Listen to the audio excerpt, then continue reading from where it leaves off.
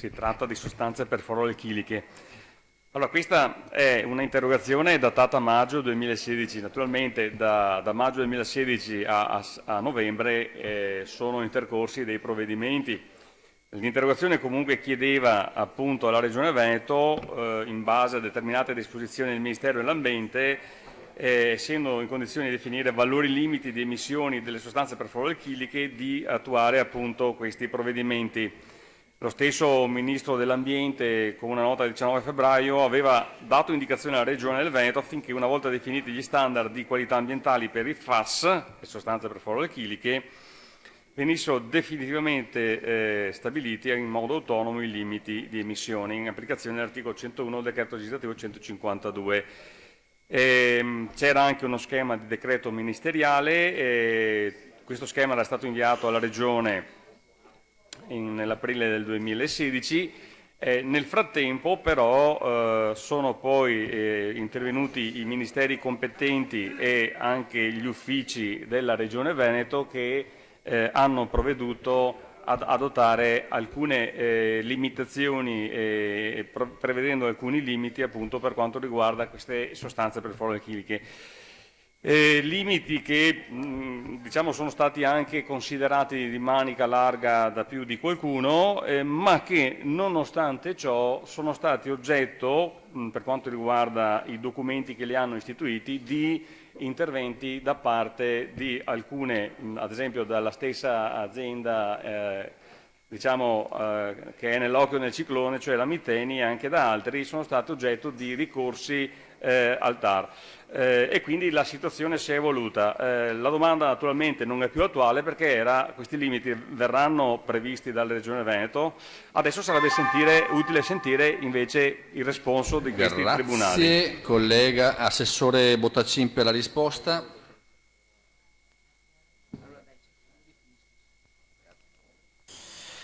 Grazie Presidente. La questione afferisce al problema della presenza di sostanze alchiliche perfluorate, PFAS, e derivati con composizione chimica simile nelle acque superficiali e sotterranee, in parte anche destinate al consumo umano, in particolare nell'area della provincia di Vicenza, del distretto industriale di Valdagno e della Valle del Chiampo, nonché di una serie di comuni limitrofi appartenenti alle province di Padova e Verona. A tal proposito va evidenziato, come già più volte ribadito in molteplici occasioni in risposta a precedenti interrogazioni consiliari, che in seguito alle segnalazioni pervenute con la documentazione dei risultati della prima ricerca esposta dal CNR nel 2013, la Giunta regionale si è immediatamente attivata per avviare le opportune indagini nei territori interessati, coinvolgendo con tempestività innanzitutto l'ARPAV. L'Agenzia regionale si è quindi prontamente adoperata per effettuare le necessarie analisi territoriali ed approfondire la conoscenza del fenomeno, nonché per organizzare un'efficace azione di monitoraggio delle falde acquifere, con particolare riferimento ai punti di utilizzo della risorsa idrica ai fini potabili. Va segnalato che ARPAV ha sollecitamente ricercato e messo a disposizione anche un'adeguata metodica analitica per la ricerca di tali composti, altrimenti non disponibili, in Italia non disponibili dal Ministero. Ed è subito stato messo in sicurezza il servizio idrico integrato mediante interventi impiantistici atti a garantire la qualità dell'acqua potabile erogata. Sottolineo che questa problematica dei PFAS riguarda anche moltissime altre regioni in Italia che non ad oggi si sono attivate minimamente, per esempio la Toscana. Con tali premesse, i cui elementi conoscitivi sono già stati più volte esposti negli atti della Giunta regionale relativamente ai quesiti posti con l'interrogazione in oggetto, si evidenzia quanto segue.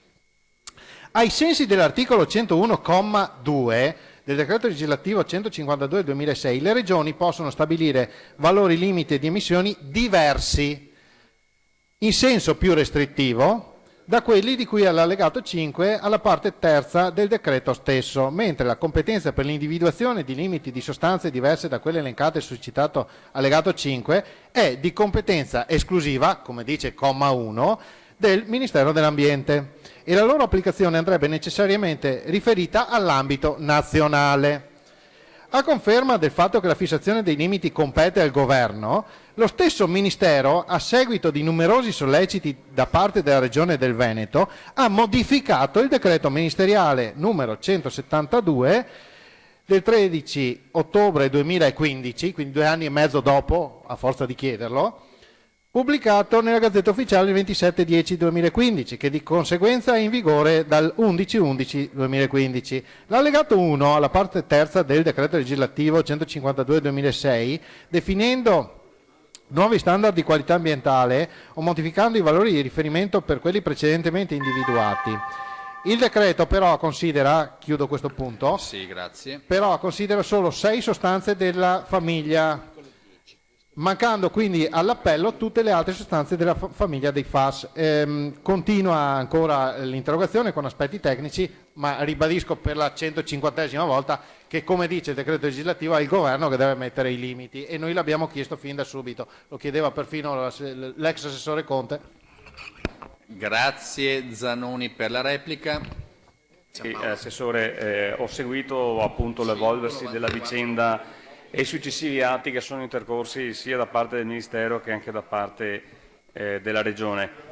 Adesso sarebbe comunque utile da parte della Regione difendere appunto quegli atti, perché ci sono più ricorsi, mi pare addirittura siano 5, ce ne sono al Magistrato Superiore alle Acque, al Consiglio, anzi al TAR del Veneto, e addirittura anche un ricorso straordinario al Presidente della Repubblica, tutti contro queste misure.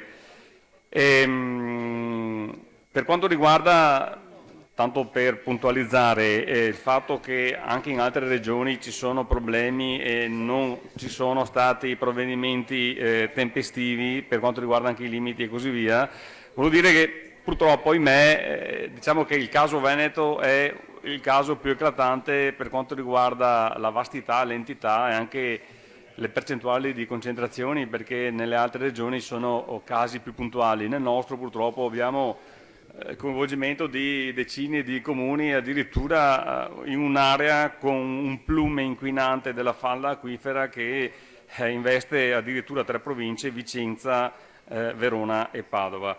E comunque magari sarà interessante se potrà aggiornarci sull'esito di tutti questi ricorsi contro questi atti che hanno messo questi primi limiti. Grazie.